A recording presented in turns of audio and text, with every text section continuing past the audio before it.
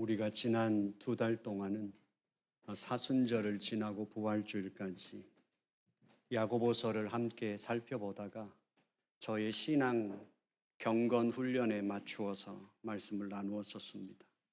이제 다시 연이어서 야고보서를 살펴보고자 합니다. 야고보는 1장에서 흩어진 12지파에게 그들의 이 땅에서의 존재 자체가 시험이며 유혹의 삶이라는 사실을 전파했었죠. 그러면서 인내할 것을 요구했었습니다. 이 땅에서 뿌려진 씨앗으로서 하나님 나라 자녀로 살아가는 우리들에게는 존재 자체가 시험이고 유혹인 이 삶에서 인내하며 사는 것에서 가장 당면한 문제는 두 마음인 것이죠. 우리가 이 땅에서 몸은 살고 있지만 실제로는 하나님의 자녀로 하늘에 속한 자로 살아가면서 우리에겐 언제나 자유할 수 없는 것이 두 마음인 것이었습니다. 그 두 마음에서 근본적으로 우리가 구원받을 수 있는 건 하나님의 구속 사건이었고, 결국 이 땅에 살아가는 하나님의 자녀들에게 복음은 1장 16절, 17절, 18절에서 다루었던 것처럼 결국 우리 안에 심겨진 진리의 말씀, 그 진리의 말씀은 영원한 말씀이고 그 진리의 말씀을 통하여 우리는 이 땅에 속하였지만 하나님의 자녀로 이 땅에서 살아갈 수 있는 능력과 생명력을 갖고 있다는 사실을 야고보가 전했습니다. 그러면서 그 진리의 말씀을 우리는 온유하게 받아야 하고, 그 진리의 말씀을 온유하게 받은 자에게서 나타나는 경건의 열매들이 무언가 하면 긍휼과 자비였습니다. 과와 과부를 섬기는 그 삶, 그리고 사람을 차별하지 않는 삶, 바로 그 긍휼과 자비의 삶이었었죠. 그 후에 야고보 사도는 그들을 향해서 다시 하나 경건의 열매를 다루고 있는데, 그것은 말에 대한 거듭남이었습니다. 진리의 말씀이 심겨진 하나님의 자녀들에게 있어서 가장 진정한 변화의 첫 열매는 말이 바뀐다는 것이었습니다.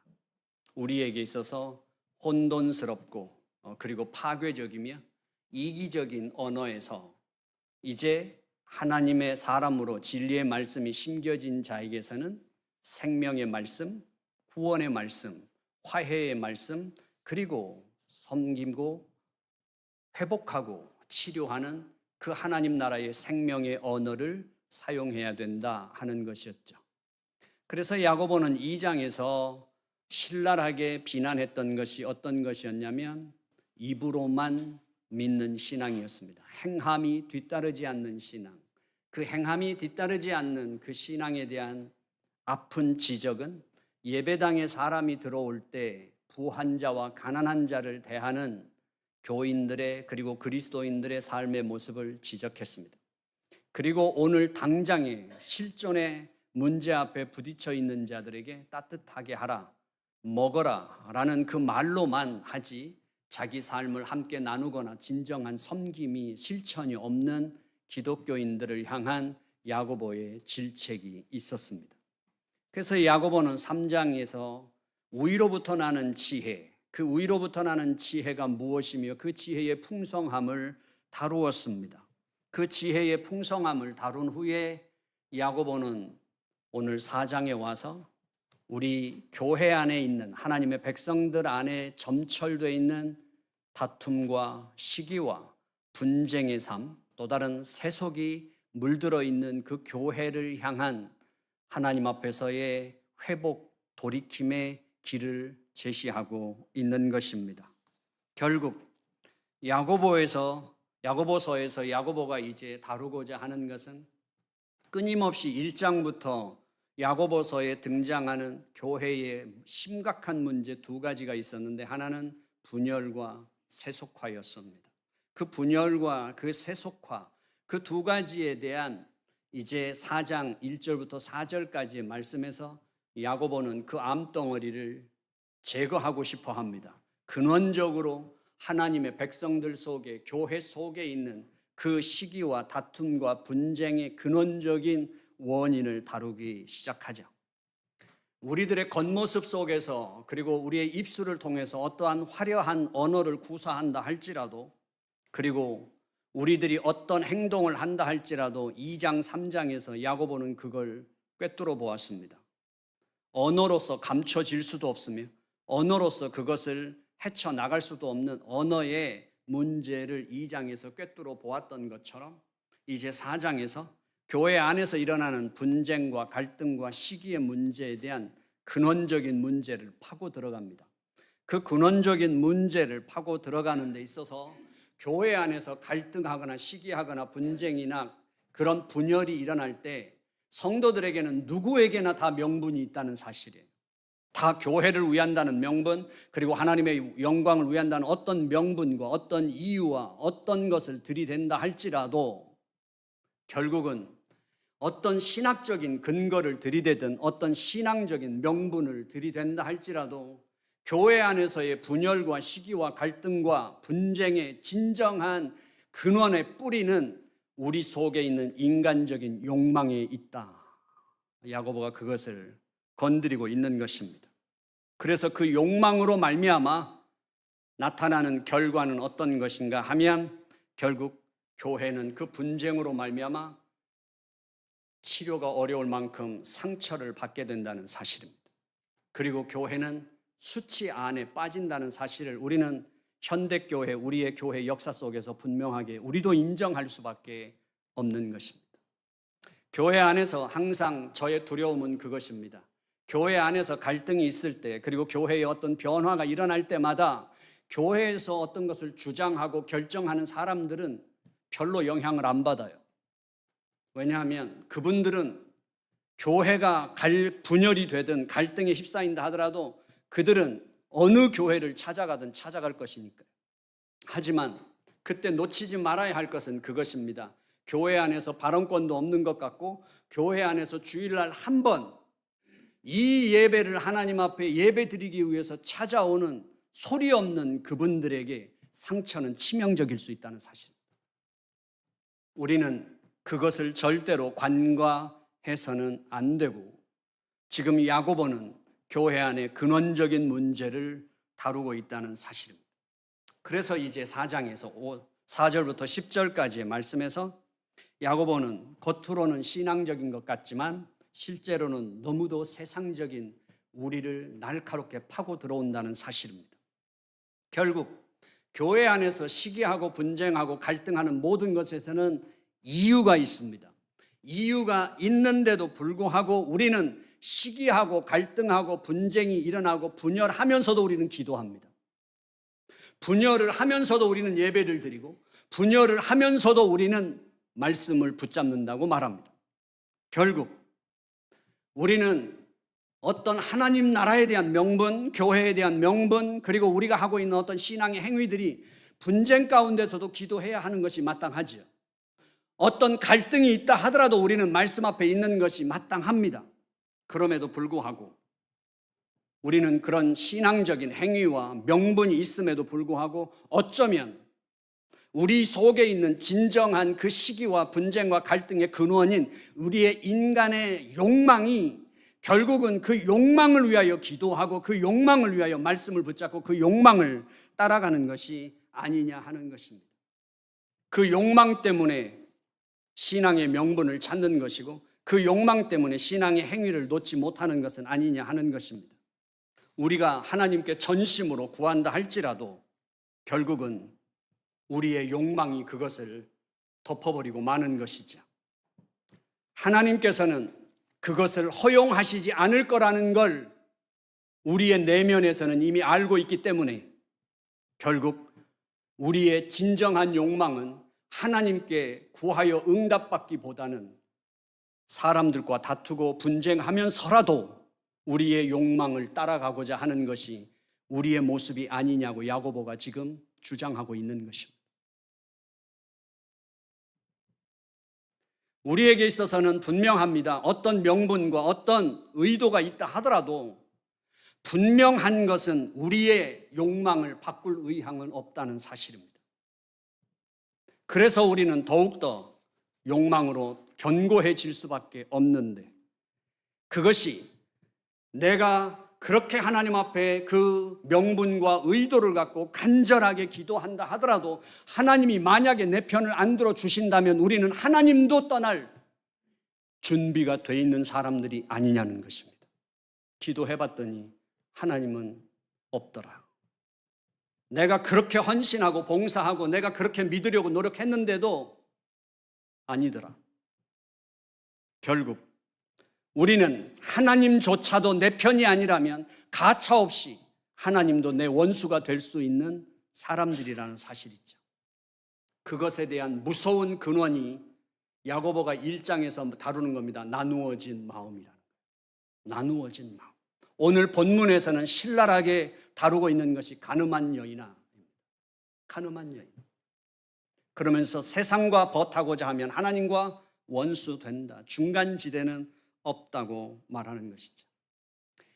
이 당시에 있었던 초대교회의 이 모습이 결국은 우리가 섬기고 있는, 우리가 살아가고 있는 이 현대교회와 너무도 닮아 있다는 사실이 우리를 몸서리쳐지게 하는 것입니다. 두렵게 만드는 것입니다.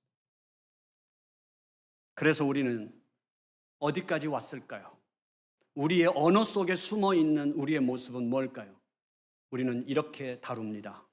사람이 모인 곳은 다 그래. 교회도 사람 모인 곳이야.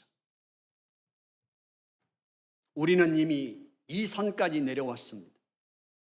그리고 거기서 그쳤을까요? 우리는 한 발짝 더 내려갑니다. 더 내려간 거 뭐죠? 어쩔 수 없지 않는가 입니다. 어쩔 수 없지 않는가. 먹고 살려면 어쩔 수 없지 않는가. 내가 그래도 이민 와서 살려면 어쩔 수 없지 않는가. 그 어쩔 수 없지 않는가에 대한 우리의 이유가 한 발짝 더 내려갑니다. 그럴 수도 있지 뭐. 다 그렇게 사는 거 아니야? 다 그렇게 예수 믿고 사는 거 아니야? 다 그렇게 교회 다니는 거 아니야? 교회 다니는 사람들 다 그런 거 아니야? 우리의 신앙이 계속해서 추락하고 있는 모습, 그것이 우리의 언어 속에 비춰진 우리의 자화상이라는 사실입니다. 결국 교회가 이렇게 되지 않기 위해서는 어떻게 해야 할까요? 오늘 야고보는 말합니다. 하나님을 가까이 하라. 그리고 마귀를 대적하라. 4장 4절에서 10절까지 해서 총체적인 답을 제시해 줍니다. 그 총체적인 답은 하나님을 가까이 하라. 마귀를 대적하라. 이제 11절, 12절부터 시작해서 5장까지 구체적인 대안을 제시하는데 오늘은 하나님을 가까이 하고 마귀를 대적하라는 것입니다. 그러면 하나님을 가까이 하는 건 뭐고 마귀를 대적하는 건 뭘까요? 이 두 가지가 동일한 요구인데 마귀를 대적하는 사람이 하나님을 가까이 하는 사람이고 하나님을 가까이 하는 사람은 마귀를 대적할 수밖에 없는 것입니다. 그러면 우리가 여기서 확인해야 되는 것은 뭐냐면 마귀가 할 수 있는 일과 마귀가 할 수 없는 일은 뭐냐 하는 것이죠. 이것을 구분하는 것이 중요합니다. 마귀가 할 수 없는 일은 우리에게 있어서 죄를 강요할 수 없다는 사실이에요. 억지로 우리를 죄짓게 할 수 없다는 사실입니다. 그런데 우리는 우리의 책임을 전가하기 위해서 이렇게 우리가 들었던 마귀에 대해서 들었던 많은 이야기가 있습니다.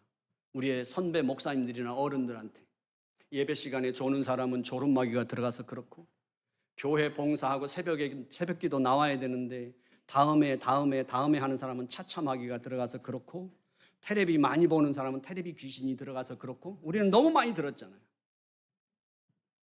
기막힌 표현인데 이게 우리를 얼마나 함정에 빠뜨리냐면 그래서 우리는 어디로 갔어요? 마귀를 쫓아야 된다. 그렇죠? 그걸 마귀를 대적하라는 게 아니에요.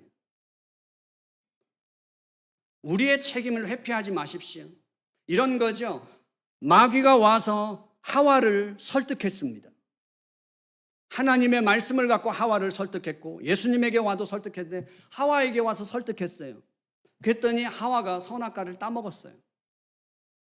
그리고 하와가 아담에게 선악과를 따먹도록 이제 다시 설득했어요. 그리고 아담도 선악과를 따먹었어요. 그래서 하나님이 아담도 하와도 사탄도 다 저주했어요. 만약에 사탄이 하와를 체면을 걸어서 하와가 무의식 상태로 자기가 어떤 분별력과 판단력을 행사할 수 없는 상태에서 선악과를 따먹게 했다든지, 아니면 하와를 폭력을 행사해서 하와가 거부할 수 없는 상황 속에서 선악과를 따먹었다면 하나님이 저주하는 건 부당하죠. 만약에 하와가 아담한테 선악과를 먹이기 위해서 선악과를 따서 그걸 믹서기에 갈아서 음식을 만드는데 양념처럼 보이지 않게 음식을 만들어서 아담이 선악과인 줄 모르고 먹게 만들었다면 아담이 하나님 앞에 저주받는 게 부당하죠. 그런데 마귀는 와서 이야기했을 뿐이에요. 하나님이 그렇게 말씀하시더냐? 저거 따먹으면 좋을 것 같은데? 네가 하나님처럼 될 텐데. 그 말밖에 한 게 없어요. 체면을 건 것도 없고 폭력을 행사해서 억지로 따먹을 수밖에 한 게 없어요. 결국은 선악과를 따먹겠다고 결정한 사람도 하와와 아담이고 그 따먹은 행위를 한 것도 아담과 하와라는 사실이에요. 그러니까 교회 안에서 평소에는 멀쩡하게 신앙생활 잘하다가 교회 안에서 무슨 문제가 생기면 사람이 돌변해갖고 교회가 분열이 되든 교회인들이 갈등을 입든 상처를 입든 교회가 세상 사람들한테 수치를 당하든 말든 자기 주장을 하고 자기 명분을 내세우는 사람들은 귀신이 들려서 그렇다고요. 그래서 하나님 앞에 교회가 열심히 철야기도 하고 금식기도 하면서 하나님 저들에게서 사탄을 물리쳐 주시옵소서, 이게 마귀를 대적하는 게 아니라고요. 사탄이 할 수 있는 일은 두 가지밖에 없어요. 정리하면 딱 두 가지예요. 위협과 유혹.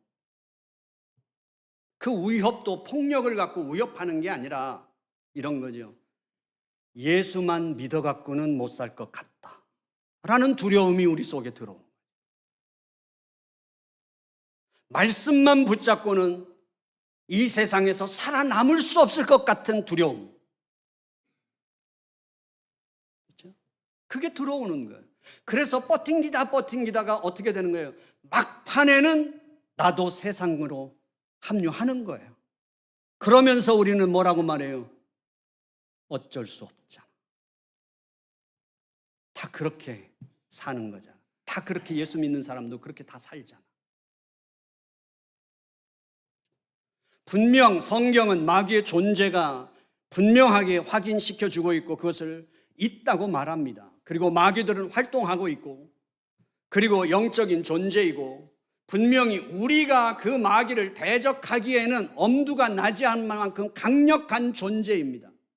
존재지만 정말 우리가 죄를 짓는 것은 마귀가 우리가 싸워볼 대적할 수 없을 만큼 강력해서가 아니라 우리 속에 있는 욕망이 아직도 너무도 강력한 세속적인 욕망을 갖고 있기 때문에 마귀가 건드리면 우리가 걸려드는 건지 모른다는 사실이에요. 우리의 옛사람의 자아가, 우리의 세속적인 욕망이 너무도 강하기 때문에 우리는 걸려드는 거예요. 그래서 마귀가, 사탄이 우리를 유혹하죠. 처음에는 너무 미미해요. 사소해요. 별것 아니지요.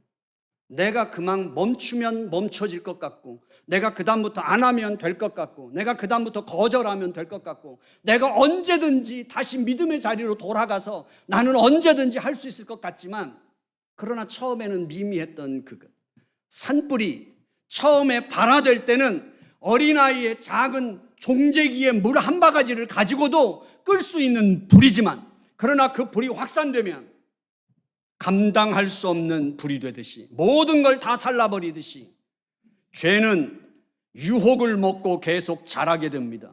유혹을 통해서 계속 성장해서 장성하게 되고, 죄는 그 유혹을 장성한 후에는 어떻게 변하냐면 괴물로 변하는 것입니다. 내가 대항해 볼 수 없는 괴물로 바뀌는 것. 그리고 우리는 말합니다. 어쩔 수 없다고. 나도 해볼 만큼 해봤는데 어쩔 수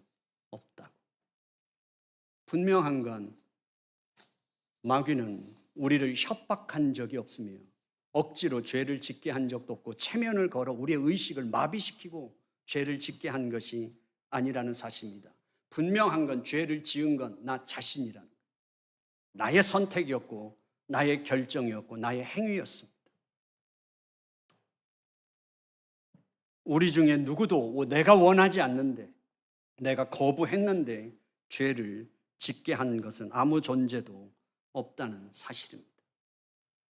어쩌면 우리의 진정으로 간교한 우리의 인간은 그것마저도 나의 잘못마저도 마귀에게 그 책임을 전가시키고 싶은 우리의 모습이지 않을까 싶으면 우리는 정말 우리 자신에 대하여 두려울 수밖에 없는 것이죠. 오늘 우리들에게 있어서 야고보가 제시하는 길은 하나님께 돌이키라는 것입니다. 하나님께 돌아오라. 그래서 6절부터 10절까지 해서 직접적인 명령어가 10개 나옵니다. 10개의 직접적인 명령어가 이제 삶을 돌이킬 수 있는 그 방식에 대해서 말하는데 하나님을 가까이 하라. 마귀를 대적하라. 그리하면 하나님이 더 좋은 것으로 너희를 주시리라. 더 좋은 것으로 너희에게 줄 거니까 마귀의 유혹에 넘어가지 말고 싸워라. 너 자신과 싸워서 더 좋은 것을 위하여 울고 그 고난을 감수하며 기다려라. 하나님이 너를 반드시 높이실 것이다. 죄 앞에서 교만하지 마십시오. 사탄 앞에서 교만하지 마시라고 오늘 야고보가 말한 겁니다. 내가 이 정도까지는 감당할 수 있을 것 같은 그 교만함, 언제라도 나는 예배 드리러 나올 수도 있고 기도할 수 있고 하나님의 말씀에 순종할 수 있다고 생각하지 마십시오. 하나님은 말씀하십니다. 십계명이 10가지 계명을 왜 그렇게 구체적으로 주셨을까요? 그 십계명을 한마디로 말하면 이것입니다. 나만 바라봐. 나만 바라봐. 사랑하는 사람들, 오늘 성령이 시기하기까지 하나님이 나를 얼마나 사랑하시는지, 하나님이 교회를 어떻게 사랑하시는지, 그 하나님께서 우리에게 요구하시는 것은 나만 바라봐. 왜 나만 바라봐야 합니까? 복음서에 보면 어떤 사람이 밭을 거닐다가 보화가 묻힌 것을 보았습니다. 그리고 그 보화를 위해서 자기 전부를 팔아서 삶을 거기다 다 투자해버립니다. 그것이 그리스도인의 삶이라는 사실이죠. 우리들의 욕망을 따라 살아가지 말고 우리가 하나님 앞에서 이제 돌아와야 할 시간인 것이죠. 그리고 우리는 이제 영적인 싸움을 해야 합니다. 신앙은 모세의 아들이라도 엘리야의 아들이라도 그냥 구원받는 자식은 없다고 성경은 말하지 않습니까? 구원은 철저하게 개인적인 구원이라고 말합니다. 마귀가 우리에게 어떻게 할 수 없는 것처럼 내 자식이라도 내 부모라도 내 남편이고 아내라도 신앙을 억지로 심어줄 수 없습니다. 신앙을 강요할 수도 없습니다. 길벗 교회라고 같이 묻어서 갈 수도 없습니다. 신앙은 그저 내가 예수 그리스도를 개인적으로 믿어야 구원받는 개인 구원이라는 차원에서만이 아니라 신앙은 철저하게 나의 판단과 나의 결정과 나의 행동 속에서 내가 그 신앙을 따라가야 하는 것이며 신앙을 세워가야 하는 것입니다. 그 싸움을 싸우는 것이 우리 그리스도인들의 싸움입니다. 그리고 그 그리스도인들이 싸워가는 공동체의 신앙의 또 다른 싸움이 교회의 모습인 것입니다. 우리 각자가 이 세상에서 살아가는 그 신앙의 결정과 그 신앙의 행위들이 모아져 우리 길벗 교회의 신앙의 전통이 만들어지는 것입니다. 기독교의 전통은 따로 기록되어 있어서 그걸 따라가야 되는 것이 아니며 어떤 규칙이 있어서 그걸 따라가야 되는 게 아니라 길벗교회는 17년 동안 우리에게 주어진 우리의 신앙의 현실 앞에서 우리가 그때마다 그 사건마다 어떻게 대응하고 어떻게 신앙을 선택했느냐가 우리 길벗교회 신앙의 전통이 되는 것입니다. 우리 2세들에게도 우리는 신앙을 억지로 심어줄 수 없습니다. 단지 그들은 우리와 17년을 같이 신앙생활했으며 이 길벗교회라는 공동체 안에 함께 있었습니다. 그러면서 그들은 목격했고 그들은 보았습니다. 교회 안에서 신앙의 어떤 문제들이 대두됐을 때, 삶의 문제가 신앙과 충돌할 때 우리의 믿음의 선배들이 어떤 선택과 어떤 결정을 통해 어떤 믿음의 길을 걸어가는지, 그것은 그들에게 지혜를 줄 것이며 그들에게 선택하는 데 유익한 신앙의 도움이 될 것입니다. 그러나 그들의 시대는 그들이 또한 그들의 시대를 감당할 수밖에 없는 것이죠. 하나님은 오늘 야고보서를 통해서 말합니다. 겸손해라. 이 겸손이라는 말은 내가 낮아지고 내가 작아지는 것이 아니라 하나님이 옳고 제가 틀렸습니다. 하나님 앞에 나 자신의 항복 선언이 겸손인 것입니다. 그럴 때 우리는 그때서 거기서 무엇을 발견할 수 있습니까? 더 좋은 것을 허락하시는 하나님을 발견하게 될 줄로 믿습니다. 그래서 우리는 기도합니다. 기도는 바로 하나님께서 우리를 위해 준비하신 더 좋은 것을 받고 얻는 자리, 하나님의 영광의 자리이기 때문입니다.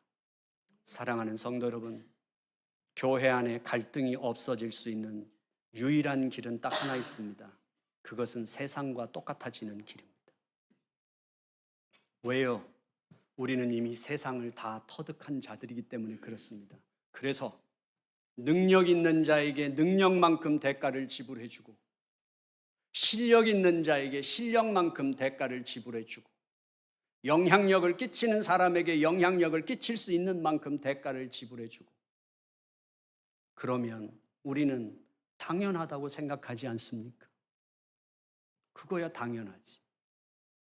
그런데 교회는 부족한데도 불구하고 우리는 세워주려 하고, 연약한데도 불구하고 우리는 잡아주려 하고, 모자란데도 불구하고 우리는 일하도록 부르고, 우리는 아직 아닌 것 같은데도 불구하고 우리는 용납하고, 우리는 함께하는 공동체이기에 그것이 우리에게는 어려운 것이고 그것이 우리에겐 힘든 것이죠. 그래서 사탄은 우리를 늘 유혹할 수밖에 없고 우리는 넘어갑니다. 왜요? 지금 교회를 보십시오. 현대교회가 이렇게 사람들이 많아졌는데도 불구하고, 기독교인들이 많아졌는데도 불구하고 우리는 화려한 예배당을 위해서 무엇을 우리 스스로 팔았는지, 우리의 무엇을 팔고 예배당, 화려한 예배당을 샀는지, 우리는 우리의 무엇을 내어주고 화려한 예배를 위하여 성가대와 오케스트라와 찬양팀, 이 모든 것들을 더 화려하게 해서 사람들을 더 시원하게 만들어주기 위해서 무엇을 했는지. 분명한 건 이것입니다. 교회는 화려해졌고 교회는 분명히 멋있어졌지만, 그래서 세상 사람들에게 인기를 얻고 인정을 받는 것도 있지만, 그러나 교회가 분명히 복음을 주고 세상의 인정을 샀기 때문에, 세상의 교회가 예수 그리스도의 이름을 주고 세상에 사람들의 환심을 사고자 했기에 교회는 화려해졌고 예배는 화려해지고 있지만 우리의 영혼은 계속해서 메말라 가고 있는 데서 몸부림치고 있는 건 아닐까요?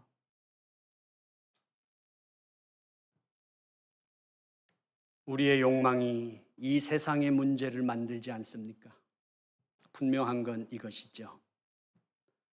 타인이 나에게 어떤 유명한 백을 주어도, 타인이 나에게 어떤 권력을 주어도, 타인이 나에게 어떤 명예를 주어도 우리에게 진정한 행복은 사랑하는 가족이 비닐백 하나를 주어도 그것이 사랑받는다는 느낌이 우리를 행복하게 하는 건 아닐까요? 이 세상에서 우리가 분명히 흩어진 자로서 소외되고, 이 세상에서는 가난한 사람들이 예수 믿는 거야, 못 배운 사람들이 예수 믿는 거야, 예수 믿는 사람들을 인정하지 않는다 해도 우리의 믿음은 그것입니다.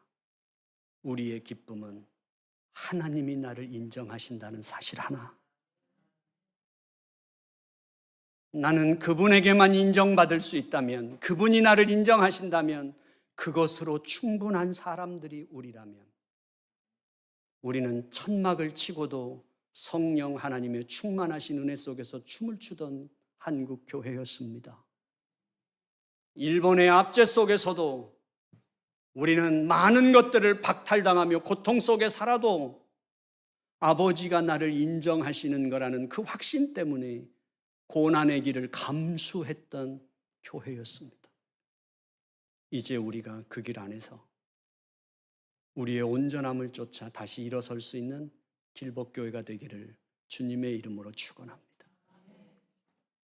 아버지 하나님, 감사합니다. 우리 자신들을 가슴 아플 만큼 우리가 함께 들여다봤습니다. 주님, 사람의 따뜻한 말 한마디가 더 우리의 피부에 와 닿을지 모르지만 성령 하나님이 우리 안에서 계시고 우리 안에 생심겨진 진리의 말씀이 다시 소생하게 하여 주시옵시서. 우리로 사순절 기간 동안 침묵했던 건 이 세상의 소리 속에서는 들을 수 없는 하나님의 음성을 더 크게 듣고 싶어 우리는 사순절 기간 동안 절제의 삶을 살았습니다. 아버지 하나님, 오늘 야고보를 통한 우리에게 주시는 권면이, 우리의 속에 있는 진리의 말씀이 강력하게 다시 소생하는 역사가 일어나는 말씀이 되게 하여 주옵소서. 예수님의 이름으로 기도드려 싸움나이다.